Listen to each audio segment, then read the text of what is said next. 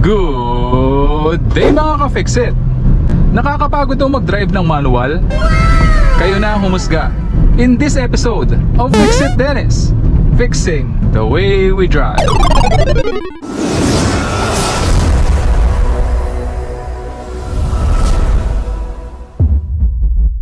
Sa episode na ito, tatalakayin natin ang isa sa mga controversial na topic na sinasabi ng karamihan po sa ating mga drivers na nakakapagod daw pong mag-drive ng manual, which is isa raw po sa mga dahilan kung bakit nagde-decline ang sales ng manual na sasakyan ngayon, at unti-unti na rin po nagtatransfer ang mga tao sa CVT or sa automatic na sasakyan.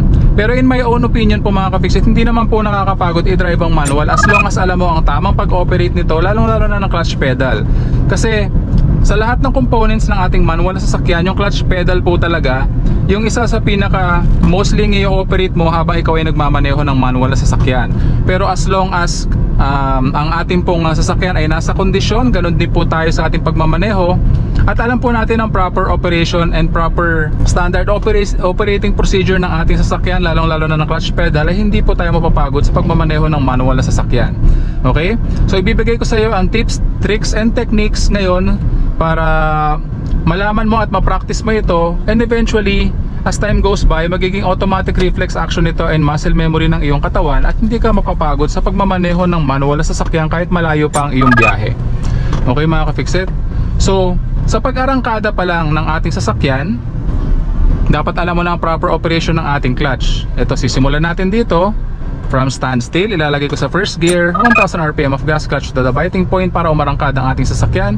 At pag ang takbo ng ating sasakyan is 8 to 10 kilometers per hour na, bibitawan ko na yan all the way up, para hindi ko na kailangang i-hold yung ating clutch sa biting point, dahil hindi na tayo mamamatayan ng makina at this point.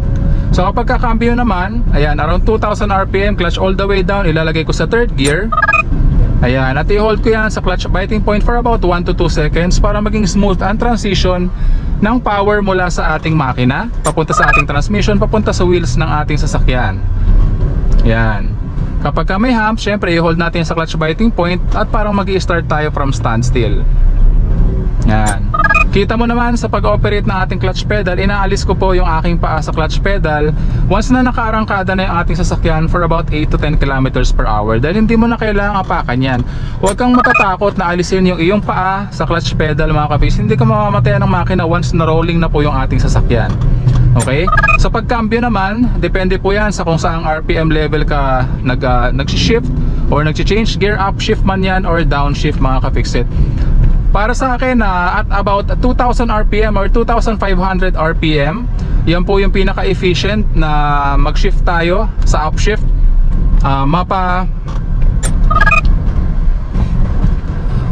Yan po yung pinaka-efficient na mag-shift tayo pa upshift on most cars mga ka-Fixit.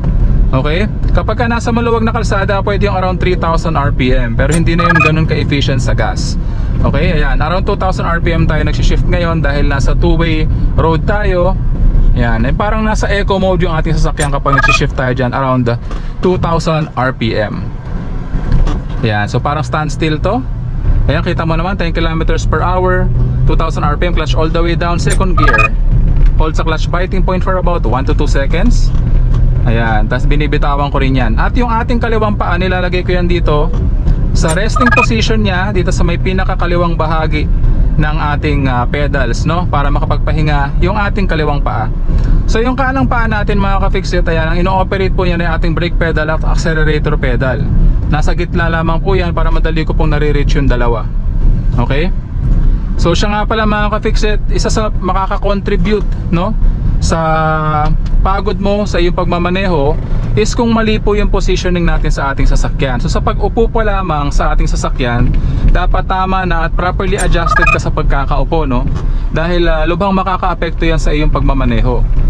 Kagaya na lamang halimbawa, kung nagko-computer ka, kung mali yung posture mo sa iyong pagko-computer, di ba madaling nangangawit yung iyong katawan, lalong-lalo na yung balakang o yung balikat. Ganon din po sa pagmamaneho, kapag mali po yung positioning natin at mali po yung pagkaka-adjust ng ating upuan, mahihirapan po tayong ma-reach yung ating pedals, ganon din po yung ating steering wheel.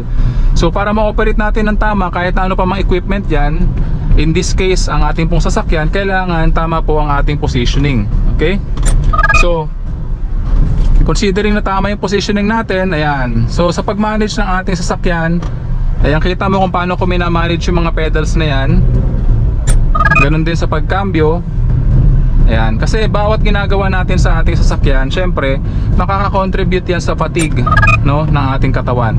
So, syempre, dapat nakasandal ka rin ng maayos. Ayan, nakasandal na maayos yung likuran ko ngayon sa ating upuan. Ganon din po yung aking ulo dito sa headrest ng ating sasakyan. Naka-relax po yan para hindi po ako stressed sa pagmamaneho, mga ka-fixit. Okay? Ayan, naka-seatbelt din po tayo for safety. Kapag hihinto ka naman, mga ka-fixit, or halimbawa mag-i-slow down ka, hindi mo naman kailangan laging ipipress yung iyong clutch all the way down, no? Kapag mag-i-slow down ka, pwede mong alisin yung pagkaka-press sa iyong accelerator pedal. Yan, itaas mo ng konti yung iyong kanang paa para maalis mo yung pagkaka-press accelerator pedal. And kung sana po magde-decelerate yung speed ng ating sasakyan dahil gagamit po tayo ng engine brake. So kung nasa ang gear man po tayo, meron pong certain na engine brake yan. Habang lower gears, pababa tayo sa lower gears, mas lumalakas po yung engine brake. So in this case, naka second gear tayo, medyo malakas po ang engine brake niyan, mga ka-fixit. Lalong lalo na kung first gear. Yan, first gear, sa arangkada ulit tayo. Yan. Yan, kita mo naman paano natin minamanage yan, yung ating mga pedals. So ganyan din ang gawin mo, mga ka-fixit, practicein mo yan. Sa una, syempre, parang kabado ka pa and hesitant ka pa na bitawan basta-basta yung iyong clutch pedal. Pero kagaya nga na sinasabi ko dito sa ating channel, huwag kang matatakot na bitawan yan. Kasi kapag ka nakaapak ka sa iyong clutch pedal, kahit wala mang force yung iyong pag-apak, basta nakaapak ka, minsan hindi natin namamalayan, naaapakan na pala natin yan. So gumagalaw din po yung mga parts and components niya sa loob ng ating clutch, at posible po na magkaroon niya ng unnecessary wear and tear na maaaring magkasiresulta sa madaling pagkasira ng ating clutch assembly. So para hindi po mangyari yan, alisin nyo po yung kaliwang paa ninyo sa inyong clutch pedal kapag hindi naman po kailangan kumambyo. Well, take note po na every time nagagalawin po natin yung ating cambio, upshift man yan or downshift or neutral, pag mag-neutral tayo, basta gagalawin natin yung ating cambio, palagi nyo pong aapakan yung inyong clutch all the way down para po ma-disengage po yung ating transmission at makakambyo po tayo ng maayos at wala pong ma-damage na any parts and components ng ating transmission. Okay? Yan po yung kagandahan ng manual transmission. So just by pressing the clutch all the way down, madi-disengage na po natin ang ating transmission sa ating engine. Parang naka-neutral na rin po tayo nun, mga ka-fixit. Okay? So kakaliwa lamang po tayo dito. So isa pang pointers para hindi ka mapagod agad sa pagmamaneho ng manual transmission na sasakyan, dapat marunong ka ng tamang coasting in neutral. Yung tamang paghinto, no? Papakita ko sa iyo ngayon, mahanap lamang ako ng tamang tempo kung saan ako makakahinto safely. Okay? So medyo masikip dito, no? Abante pa tayo ng konti doon, mga ka-fixit. So yan pa, mag-i-slow down ka, pwedeng clutch all the way down as long as nakakambyo ka, o pwede rin naman na i-neutral mo kagaya niya kung papahinto ka na. Okay? So first gear ko ulit, abante tayo. Yan. Yan, 2000 RPM, clutch all the way down, second gear. Yan, dito hinto tayo dito, mga ka-fixit, ha.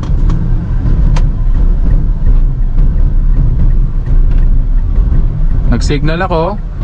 Brake pedal, clutch all the way down, neutral. Brake pedal na lamang tayo, progressive braking hanggang sa makahinto. So kita mo, mga ka-fixit, huminto tayo na hindi ko inaapakan yung ating clutch all the way down habang papahinto. So ang ginawa ko habang nag-i-slow down tayo, clutch all the way down, neutral, para brake pedal na lamang yung ipipress ko hanggang sa tayo makahinto completely, progressive braking, para hindi na natin kailangang i-press yung ating clutch all the way down hanggang sa makahinto tayo, tapos saka pa lang natin ini-neutral. So mas nakakadagdag po kasi yun sa stress na de-develop sa ating kaliwang paa, na magiging resulta ng maagang pagkapagod, no, or sa fatigue sa ating mga paa. So para hindi mangyari yun, learn to coast in neutral in a safe way. So yung ginagawa ko po kasi na yon, coasting in neutral, pero safe way po siya kasi below 10 kilometers per hour na lamang po yung takbo ng ating sasakyan. So yung unsafe way po kasi ng coasting in neutral, yun po yung coasting at high speed. So kung nagko-coast in neutral ka around the 20 kilometers per hour pataas, so yun po yung unsafe coasting in neutral, which is napakadelikado po mga ka-fixit. Okay? Practicein mo yan lahat ng tinuro ko sa'yo, and eventually makukuha mo yan at hindi mo na kailangang isipin kapag kailangan mo siyang gawin. Kusa na pong lalabas yan sa inyong katawan kasi magiging automatic reflex action siya in muscle memory ng inyong katawan. Kaya palaging tatandaan na walang sino man ang pinanganak na magaling. Kailangan natin na sapat na panahon at pagsasanay upang maging magaling tayo sa anumang bagay. And that concludes our episode for the day. I hope na sana may natutunan ka sa video episode natin ngayong araw.